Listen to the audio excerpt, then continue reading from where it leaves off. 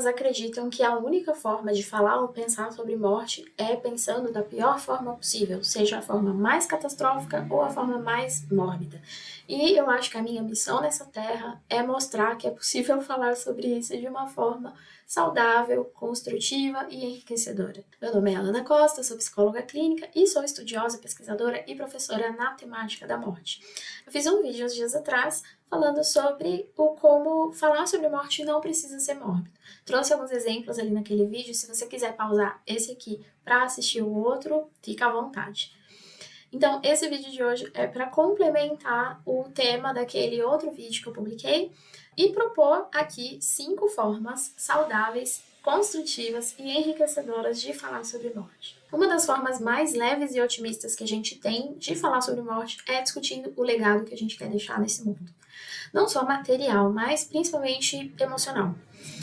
Formas de fazer isso são através de reflexões sobre que lembranças que a gente quer que as pessoas tenham de nós, na nossa existência, né? Como que a gente pode cultivar relações e experiências que reflitam os valores que a gente considera importantes.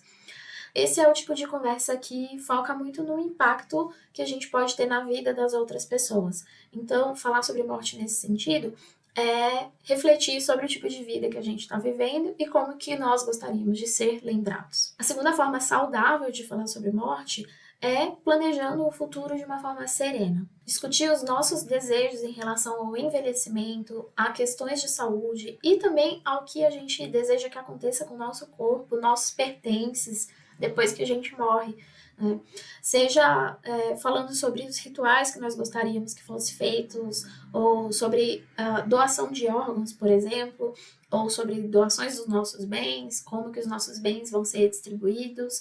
Isso tudo não só facilita as coisas para quem fica, porque são realmente muitas decisões que precisam ser tomadas depois da morte de alguém, mas também nos dá, a nós que pensamos na nossa própria morte, uma sensação de mais controle e mais paz de espírito, digamos assim. Essa é uma maneira de evitar que o desconhecido gere ainda mais angústia. Então, quando a gente fala sobre isso, tenta se aproximar desse tema, tenta se planejar de uma maneira não tão catastrófica e sim aceitando a realidade da morte, a gente fica menos angustiado.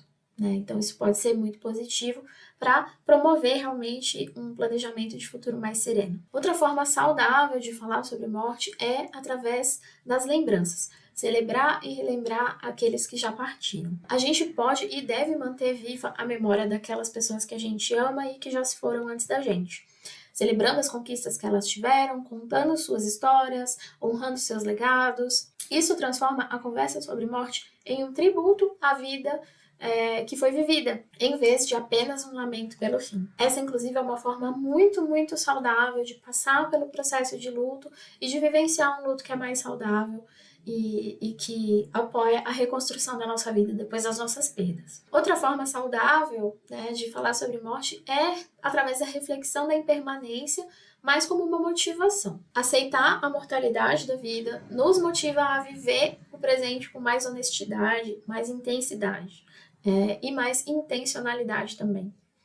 Muitas vezes nós ignoramos a morte e acabamos procrastinando, adiando sonhos e deixando coisas importantes para trás, para depois. Falar sobre a impermanência e que tudo pode mudar a qualquer momento, isso tudo pode nos fazer agir mais, né? Ir mais atrás dos nossos sonhos, dos nossos desejos. Nos lembrar de que o tempo que a gente tem é limitado, finito, e assim a gente se incentiva a viver mais.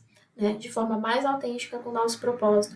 E se a gente não tem propósito, isso também nos incentiva a buscar um propósito. Por último, falar sobre a morte de uma forma saudável significa entender que ela é parte do ciclo da vida. A natureza nos dá inúmeros exemplos de ciclos que começam e terminam. Então, quando a gente pensa, por exemplo, nas estações do ano, primavera, verão, inverno e outono, quando a gente vê folhas caindo de uma árvore, quando a gente vê, né, o esqueletinho de um animal ali que simplesmente caiu morto. Né? Essas são lembranças que a gente tem e quando a gente integra essas lembranças e compreende, né, trazendo isso para a nossa vida, a gente se sente mais conectado com o fluxo natural das coisas. E é um jeito de encarar a beleza até na finitude, perceber que para que outras pessoas existam, a gente precisa morrer também. Essas são algumas formas de abordar o tema da morte sem cair no sensacionalismo ou no peso excessivo. Né? E agora eu te convido a refletir como você gostaria de ser lembrado. O que você sente ou acha que poderia mudar na sua vida se você aceitasse a realidade da morte? E como que você consegue incorporar essas reflexões nas conversas importantes que você tem com quem você ama. Se você pensou em alguma coisa e gostaria de contribuir com essas reflexões aqui nos comentários, eu vou ficar muito feliz. E se esse vídeo foi valioso para você, considere dar um like, se inscrever no canal e compartilhar com alguém que você ama. Eu vejo vocês no próximo vídeo, então, tchauzinho!